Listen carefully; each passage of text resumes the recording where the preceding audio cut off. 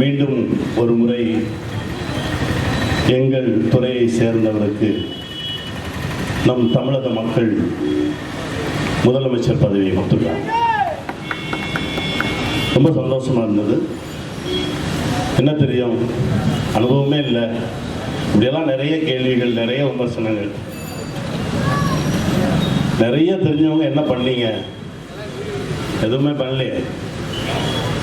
எதுவுமே தெரியாதவங்க ரொம்ப கவனமாக நிறைய நல்லது பண்ணுவாங்க அப்படின்ற ஒரு நம்பிக்கை. அந்த எலெக்ஷனே ரொம்ப பரபரப்பாக இருந்தது. இந்த எலெக்ஷன் அப்போ நானும் தோழரும் ஒரு விழாவில் சந்தித்தோம். அப்போ நிறைய பேசினோம். அப்போ தோழர் என்கிட்ட கேட்டாங்க, இது என்ன அப்படின்னு. தெரியல தோழர், என்னமோ ஒன்று நடக்க போகுது, அது மட்டும்தான் எனக்கு தெரியுது. என்னமோ ஒன்று நடக்க போகுது அப்படின்னு தான் சொன்னேன் நான். அது என்னன்னா, ஒரு 13 ஆண்டுகளுக்கு முன்னால் நம்முடைய முதலமைச்சர் விஜய் அவர்களை சந்தித்து ஒரு கதை சொல்கிறேன். அந்த கதையோட டைட்டில், அந்த படத்தோட டைட்டில் வந்து புரட்சி. அப்பவும் போய் நான் கம்யூனிஸ்ட் கதை தான் சொன்னேன். கதை சொல்லி முடித்தோடனே கதையை கேட்டுட்டு வந்தார்.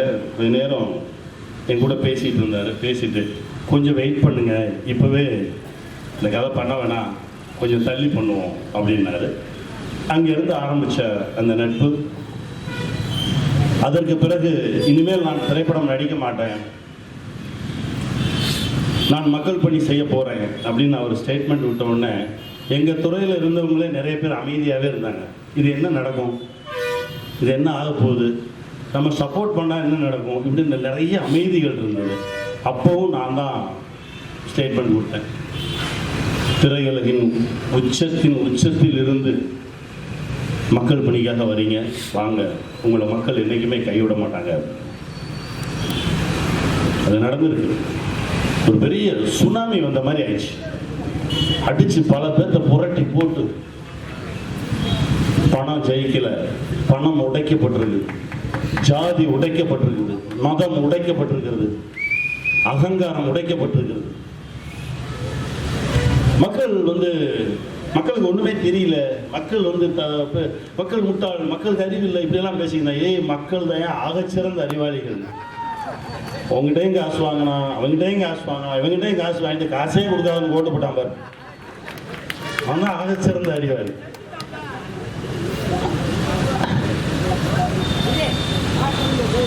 என்ன ஒன்று, அந்த தேர்தல் முடிவு கொஞ்சம் வருத்தத்தை கொடுத்துச்சு.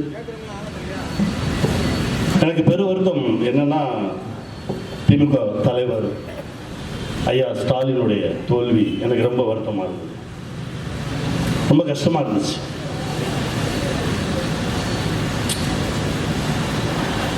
அப்புறம் அண்ணன் பிடிஆர் தியாகு அவர்களுடைய தோல்வி எனக்கு ரொம்ப கஷ்டமாக இருந்துச்சு.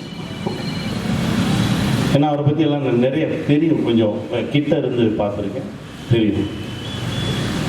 அப்புறம் என் அண்ணன் செந்தமிழன் சீமான் அவருடைய தோல்வி எனக்கு கொஞ்சம் வருத்தத்தை கொடுத்துச்சு, ரொம்ப வருத்தப்பட்டேன். ஏன்னா சும்மா ஒரு 4-5 பேராவது உள்ளே போயிருந்துருக்கணும் அப்படின்னு எனக்கு ஒரு ஆசை. அண்ணன் திருமா அவர்கள் நிற்கிறதா அறிவிச்சாங்க, அதுக்கப்புறம் நிற்கல. ஆனால் அண்ணன் திருமா அவர்கள் நின்று உள்ளே போயிருக்கணும் அப்படின்னு எனக்கு ஒரு ஆசை இருந்தது. என் அன்பு தம்பி அண்ணாமலை எலெக்ஷனில் நின்றுருக்கணும், உள்ளே போயிருக்கணும் அப்படின்னு ஆசைப்பட்டேன். இந்த மாதிரி. ஆனால் என்ன, அதான் நான் வந்தது சுனாமின்றனே, அடிச்சு போன போக்கில் சில நல்லதையும் தூக்கிட்டு போயிடுச்சு. சரி, கிடைச்சதுதான் கிடைச்சது. அது ஏன் 107ஓட நின்றுச்சு?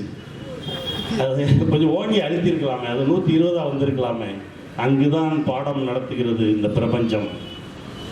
அந்த 4 நாட்கள் தான் நம் தேசத்துக்கு நடத்திய மிகப்பெரிய பாடம், நம் முதல்வருக்கு நடத்திய மிகப்பெரிய பாடமாக பார்க்குறேன். 5 வந்துருச்சு அப்படின்னாங்க. சரி, 5 வந்துருச்சு, இன்னொரு 6 வரணுமே. எங்கே திரும்ப ஒரு 4 வருது. தோழரோட பேசுகிறாங்க, தோழர் இறங்கி வந்து பேசுகிறாங்க அப்படின்னோடனே இது நடந்துடும் அப்படின்ற நம்பிக்கை வந்துச்சு. நல்ல விஷயங்களுக்கு எங்கிருந்தாலும் தோள் கொடுப்பவர்கள் தோழர்கள். மீண்டும் ஒரு சுமையை நம் தேசத்தின் மீது சுமத்தக்கூடாது என்பதற்காக இங்கு ஒரு நல்ல விஷயம் நடந்துரும் அப்படின்ற ஒரு நம்பிக்கைக்காக அந்த நம்பிக்கையை சுமந்து கொண்டு தோழர்கள் அந்த நாள் வந்துருச்சு.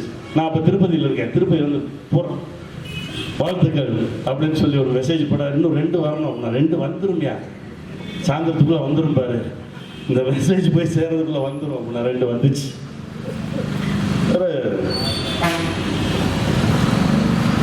பதவியேற்பு விழா ரொம்ப அற்புதமாக நடந்தது, ரொம்ப சந்தோஷமாக இருந்தது. நண்பர் சகோதரர் பதவியேற்பு விழாவை பார்ப்பதற்காக இந்த தேசத்தோடு தேசமாக, நம் தமிழ் தேசம் மட்டுமல்ல, ஆந்திராவில் உட்காந்துருக்கவங்களும் அதை தான் ஆன் பண்ணி வச்சுருக்காங்க, கர்நாடகாவில் உட்காந்துருக்கவங்களும் அதை ஆன் பண்ணி வச்சுருக்காங்க, இந்தியாவே உட்காந்து வேடிக்கை பார்த்துங்க, ஏன் உலகமே வேடிக்கை பார்த்துங்க. அவ்வளவு பெருமை. ஏன்னா எல்லாருக்கும் நடந்த இந்த அதிர்ச்சி இருக்குல்ல, அதுலேருந்து யாரும் இன்னும் வெளியே வரல. நேற்றெல்லாம் மதுரையில் பேசிக்கிட்டு இருக்கோம், 150 கோடி செலவு பண்ணேன் அப்படின்னா. 150 கோடி எதுக்கு செலவு பண்ண? நீ 1500 கோடி எடுக்கிறதுக்கு செலவு பண்ண ராஜா. 150 கோடி ஒரு கட்சியெல்லாம் காணும், சல்லடை ஆயிடுச்சு. இன்னும் ஆச்சுன்னே தெரியல, யார் எங்க இருக்காங்கன்னே தெரியல. இப்போ அந்த பதவியேற்பு விழா நான் எல்லோரோடும் சேர்ந்து நானும் பார்க்குறேன். அந்த முதல் வரிசையில் ஒரு 3 பேர் மிஸ்ஸிங். அது எனக்கு ரொம்ப ரொம்ப வருத்தமாக இருந்தது, ரொம்ப வருத்தமாக இருந்தது. ஏன்னா உங்களை வீழ்த்த நினைத்தவர்களையே நீங்கள் வீடு தேடி போய் கை குலுக்கி ஒரு பண்பாளராக தோளில் கை போட்டு எல்லோர் மீதும் அன்பு செலுத்தினவர் நீங்கள். அந்த 3 பேரை விட்டுற மாட்டீங்க அப்படின்ற ஒரு நம்பிக்கை எனக்கு இன்னும் இருக்குது தலைவா. விட்டுறாதீங்க. ஏன்னா பல கோடி இளைஞர்கள் உங்களை பின்தொடர்ந்து வந்துட்டு இருக்காங்க. அவர்கள் எல்லோருக்கும் குடும்பத்தின் மீதும் குடும்ப வாழ்வின் மீதும் பெற்ற குழந்தைகள் மீதும் ஒரு மிகப்பெரிய பிடிப்பு வர வேண்டும். அதை நீங்கள் உருவாக்க. அதற்கு அடுத்து அவருடைய ஸ்பீச், 8 கோடி பேர் என் மக்கள் அப்படின்னார். அவ்வளவு மகிழ்ச்சி எனக்கு. ஏன்னா ஆசை வேற, விருப்பம் வேற, அது ரெண்டுக்கும் வித்தியாசம் இருக்கு. ஆசை என்பது சுயநலத்தோடு கூடியது, விருப்பம் என்பது பொதுநலத்தோடு கூடியது. நம்ம ஒரு நல்ல விஷயத்துக்கு விருப்பப்பட்டோம் அப்படின்னா அந்த விஷயம் நம்மளை நோக்கி வரும். அப்படிதான் நடந்தது. அவருடைய விருப்பம் கொஞ்சம் நேர்மையாகவும் ஒரு நல்ல விஷயமாகவும் இருந்ததுனால தான் தோழர்கள் எல்லாரும் போய் கூட நின்னாங்க அப்படின்னு நான் நம்புகிறேன். எல்லோருக்கும் அதிகாரம் பகிர்ந்தளிக்கப்பட்டது. அது இன்னும் பெருமையாகவும் மகிழ்ச்சியாகவும் இருந்தது. வேக வேகமாக அதாவது சட்டத்திட்டங்களை தீட்டுவதை விட ஒரு 9:30 மணிக்கு சிஎம் வந்துடுறாருங்க ஆஃபீஸுக்கு அப்படின்னா என்ன ஆகும்?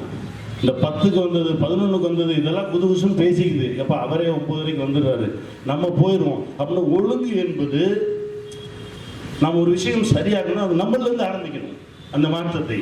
அப்படிதான் நான் பார்த்தேன். இப்படி நிறைய மாற்றங்கள் நடக்கும் அப்படின்னு நம்புகிறேன். ஒவ்வொரு துறையை சேர்ந்த அமைச்சர்களும் வெகு பரபரப்பாக இயங்கிட்டு இருக்கீங்க. அந்த முதல் நாள் 700 சொச்சம் கடைகள் அகற்றப்பட்டது. இன்னும் அகற்றப்படாமல் இருக்குன்னு சொல்லி இங்கேயே போர்டு இருக்கு. அது நடக்கும், அது நடக்கும், அகற்றப்படும். கொஞ்சம் கால அவகாசம் தான், எல்லாமே சரியாக நடக்கும் அப்படின்ற ஒரு நம்பிக்கை இருக்குது. என்னென்னா நம் தேசத்தில் கிட்டத்தட்ட ஒரு 2 கோடி பேரை குடியாரங்களாக்கி வச்சுருக்கோம். சாதாரண குடி கிடையாது, குடி நோயாளிகளாக இருக்காங்க. நீங்கள் படக்குன்னு எல்லாத்தையும் மூடிவிட்டீங்கன்னா சட்டையை கழிச்சு ரோட்டில் பைத்தியம் மாதிரி அலைவாங்க. இதுதான் ஸ்டாட்டிஸ்டிக்ஸே சொல்லுது. அப்படி பண்ணிட முடியாது. கொஞ்சம் கொஞ்சமாக முன்னாடி நான் சின்ன வயசில் இருக்கும்போது கள்ளுக்கடை, சாராய கடையெல்லாம் ஊருக்கு வெளியே எங்கேயோ இருக்கும். அந்த இடத்துக்கு போனாலே குற்றம்னு மனசில் உரைக்கிற மாதிரி இருந்தது. இப்போ ரொம்ப சாதாரணமாக பஸ் ஸ்டாண்டு பக்கத்தில், கோயில் பக்கத்தில், பள்ளிக்கூடத்து பக்கத்துலலாம் வந்துருச்சு.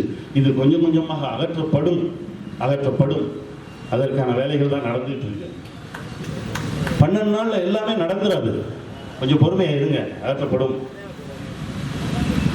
பாலியல் வன்கொடுமை, சின்ன குழந்தைகளுக்கு எதிராக நடக்கக்கூடிய பாலியல் துன்புறுத்தல்கள், தலைவா இந்த கோயம்புத்தூர் மட்டும் இதோட முடிச்சிடும். இதுதான் கடைசி. இனி ஒரு சம்பவம் நடக்கக்கூடாது, அதற்கான வேலையும் நடக்குது. எல்லா துறைகளிலுமே தூர்வாரப்படுகிறது. எல்லாமே மறுமலர்ச்சி அடையும், புத்துணர்ச்சி அடையும், புதுசாக எழும். அடுத்து கேரளா மாநிலத்தை நோக்கி நகர்ந்துட்டு இருக்கீங்க, ரொம்ப சந்தோஷமா இருக்கு. மாநில கட்சி தேசிய கட்சியாக உருவெடுக்க என்னுடைய மனமார்ந்த வாழ்த்துக்கள். உண்மையா நேர்மையா என் மக்களுக்கு நல்லது நடக்கும் பட்சத்தில் எங்கிருந்தாலும் என் போன்றவர்களின் குரல்கள் உங்களுக்காக ஒலிச்சுக்கிட்டே இருக்கும். உங்களுக்காக நாங்கள் பேசிக்கிட்டே இருப்போம். வாழ்த்துக்கள். வாழ்வோம், வெல்வோம்.